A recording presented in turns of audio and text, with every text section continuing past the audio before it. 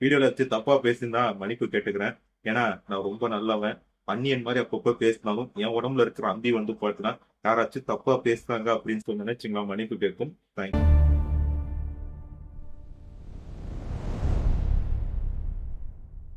Hello ribbon.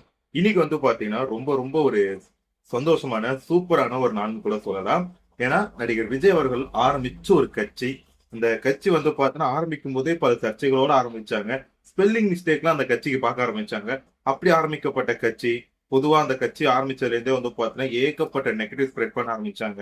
அதுக்கடுத்து அந்த Karur issue அதெல்லாம் தாண்டி தாண்டி இவர் வந்து பாத்தீங்கன்னா இதுல போய் நின்னாரு எலெக்ஷன்ல.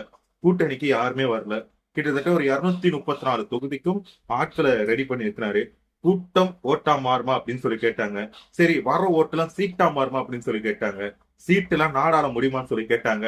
இப்ப வந்து பாத்தீங்கன்னா கிட்டத்தட்ட ஒரு 110 இடங்கள்ல வந்து பாத்தீங்கன்னா லீடிங்ல இருக்காங்க. அதுல மோஸ்ட்லி எல்லாத்தையும் வின் பண்ணியாச்சு. இப்ப என்ன சொல்ல வரேன்னா தமிழ்நாட்டோட முதலமைச்சர் திரு விஜய் அவர்கள் அப்படின்றதுதான். 75 வருஷம் பழமையான ஒரு கட்சி ஒரு 2 வயசு குழந்தைய பார்த்து பயந்துச்சுன்றதுல வந்து பாத்தீங்கன்னா எங்க போய் சொன்னாலுமே எல்லாருமே சிரிப்பாங்க. இதுலயுமே ஒரு சோகமான ஒரு விஷயமும் இருக்கு, சந்தோஷமான ஒரு விஷயமும் இருக்கு. ஃபர்ஸ்ட் நான் சோகத்தை சொல்லிடுறேன். என்னன்னு சொல்லி பாத்தீங்கன்னா ஒரு மிகப்பெரிய ஒரு அரசியல்வாதி அவர்கள் வந்து பாத்தீங்கன்னா தன்னோட ரிட்டையர்மெண்ட்டை ஓப்பனா அறிவிச்சிட்டாரு. ஏன்னா திரு ஸ்டாலின் அவர்கள் வந்து பாத்தீங்கன்னா 10,000 ஓட்டுகள் கிட்டத்தட்ட லீடிங் 9 to 10 அந்த இதுல லேனிங்ல வந்து பாத்தீங்கன்னா தோத்திருக்கிறாரு. அது வந்து பாத்தீங்கன்னா ஒரு மிகப்பெரிய ஒரு ஏமாற்றம் தான். திமுக தோக்கணும் அப்படின்னு சொல்லி தான் நினைச்சிருப்பாங்க தவிர இவர் வந்து தோக்க மாட்டாரு அப்படின்னு நினைச்சாங்க. பட் அவரு வந்து பாத்தீங்கன்னா ஒரு தோத்தது வந்து பாத்தீங்கன்னா ஒரு மிகப்பெரிய ஒரு அதிர்ச்சியா தான் இருக்கு. சரி அதெல்லாம் விடுங்க. நம்ம வந்து நம்ம கதைக்கு போவோம். என்ன இப்ப நம்ம விஜய் சார் பத்தி பேசுவோம். இன்னைக்கு காலையில இருந்தே வந்து பாத்தீங்கன்னா பரபரப்பா பேசப்பட்ட ஒரு விஷயம். இன்னைக்கு காலையில இருந்து கிடையாது, ஒரு 3 மாசத்துக்கு முன்னாடில இருந்து பேசுனாங்க. மே 4 எப்போ வரும், என்ன ஆக போகுது அப்படின்னு சொல்லிட்டு.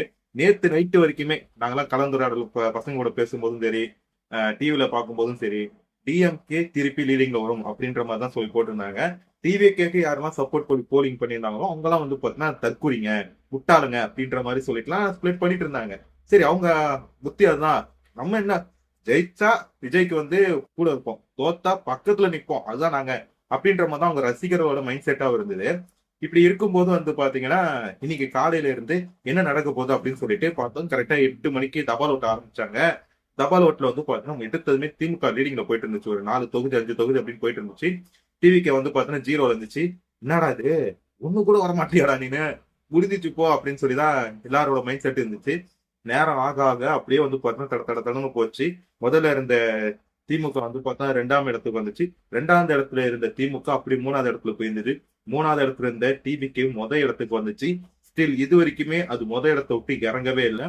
காலையில 8 மணில இருந்து இப்போ ஒரு 5 மணியா இருக்கு. கிட்டத்தட்ட ஒரு 9 10 மணி நேரம் ஓடி இருக்கு. இன்னுமே வந்து பாத்தீங்கன்னா ஸ்டில் அப்படியேதான் போயிட்டு இருக்குது. இதுல வந்து பார்த்தா இறங்க கூடாதுன்றதான் என்னோட விருப்பம். இதுக்கு நடுவுல என் ஃப்ரெண்ட்ஸா இருக்கட்டும், தெரிஞ்சவங்களா இருக்கட்டும், என்னமோ நான் வந்து ஒரு கேண்டிடேட்டா நின்ன மாதிரி சொல்லிட்டு எனக்கிட்டே வந்து நிறைய பேர் கேள்வி எல்லாம் கேட்டாங்க. அவங்களுக்குலாம் நான் பதில் சொல்லி முடிக்க காட்டியுமே எனக்கு ஒரு இதாயிடுச்சு. நிறைய பேர் என்கிட்ட கேட்ட ஒரு விஷயம் என்னன்னா, என்ன பண்ணுவாரு, என்ன பண்ணுவாரு, என்னடா பண்ணணும், என்ன பண்ணணும்னு கேக்குறேன். ஏடா இப்பதான் ஒருத்தன் கட்சி ஆரம்பிச்சு உள்ள வாரான், உள்ள வந்து அவன் ஆட்சிக்கு அமர போறான், அமர்ந்தா அவன் என்ன பண்ணுவான் சொல்லுங்க. அவருக்கு ஒரு 5 வருஷம் கொடுத்துதான் பார்க்கணும். அப்பதான் அவர் என்ன பண்றோன்னு தெரியும். எடுத்துமே இப்ப சிஎம் ஸ்டாலின் அவர்கள் வந்தாரு. எடுத்த உடனே அவர் எல்லாமே பண்ணிட்டாரு.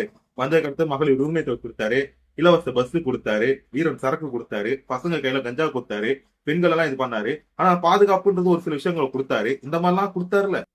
அப்படி கொடுத்து அவர் என்ன பண்ணாரு, இவர் என்ன பண்ண போறாரு அப்படின்னு அவர் என்ன பண்ணாரு, அதுக்கடுத்து இவர் என்ன பண்ண போறாரு அப்படின்னு தான் பார்த்தோமே தவிர இவர் வந்த உடனே உங்களுக்கு எல்லாமே பண்ணிடுவாரா? என்ன பண்ண போறாரு? ஒரு 5 வருஷம் உயிரோட தானே இப்ப பாத்துக்க அப்படின்ற மாதிரி தான் என்னோட ரீப்ளை இருந்துச்சு.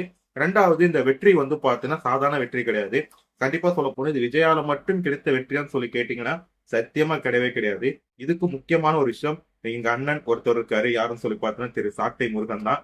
அவர் வந்து பாத்தீங்கன்னா மூச்சுக்கு 300 வாட்டி விஜய் விஜய் விஜய் விஜய்ன்றாரு. வீட்டுல ஒய்ஃப் கையில சாப்பாடு கேட்கறப்ப கூட பாத்தீங்கன்னா ஏய் விஜய் சாப்பாடு எடுத்துருவா அப்படின்னு சொல்லி தான் கூப்பிடுவார் போல இருக்கு. அவர் முகமும் சரி, எங்கள் அண்ணன் பாசமிக்க அண்ணன் திரு சீமான் அவர்கள் அவர் வந்து பாத்தீங்கன்னா இன்னைக்கு கட்சியை அடக்கம் பண்ணிட்டாரு. அவருமே வந்து பாத்தீங்கன்னா இதுக்கு முக்கிய ஒரு காரணம் அப்படின்னு சொல்லலாம். இதெல்லாம் தாண்டி அவங்களாலதான் இவர் ஜெயிச்சாரு அப்படின்றப்ப ஒரு மிகப்பெரிய ஒரு சந்தோஷம். 2 தொகுதியில போட்ட சீட்டு போட்டாரு. எல்லாம் என்ன சொன்னாங்கன்னா அது பயத்தோட அறிகுறி. 2 தொகுதியில நிக்கிறதெல்லாம் வந்து பார்த்தா பயத்தோட அறிகுறி அப்படின்னாங்க.